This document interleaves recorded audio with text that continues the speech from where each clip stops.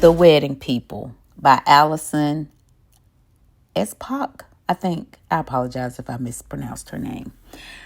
The Wedding People is a sharp, emotional novel that blends dark humor with heartfelt introspection.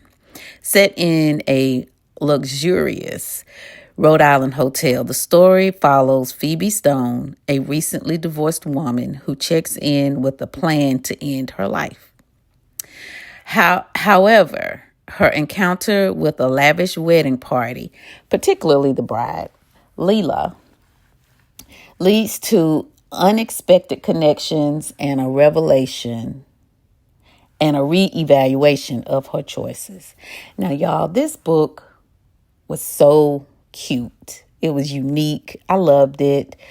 And it started out with the first part of it saying Phoebe saying that she wanted to unalive herself, and I'm like, oh my gosh.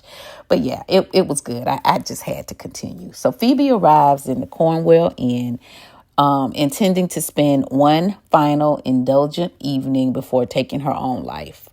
Now, this inn is a famous inn, and it was decorated historically, and it had been rented out by the bride's family for this wedding party. Her plans are disrupted when she becomes entangled with the wedding party occupying the hotel. Mistaken for a guest, Phoebe is drawn into the festivities, forming bonds with various attendees, including the bride and the groom, and the groom, Gary.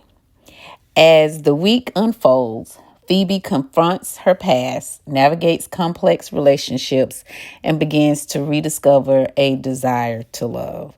So I will say that, well, here's the thing. Phoebe is in the process of getting a divorce. It really wasn't complete yet because her soon-to-be ex-husband continued to try to contact her. And he ended up showing up, but she did the right thing. I'm going to leave it at that. I'm not going to spoil it. That things that she was going through, it was a lot, because she was trying to be a professor, and she was an assistant professor. And for some reason, she just could not break through this barrier. So that was weighing on her, on top of the fact that she had a cat that was ill. And, well, the cat wasn't ill. She had a cat that was not behaving the best.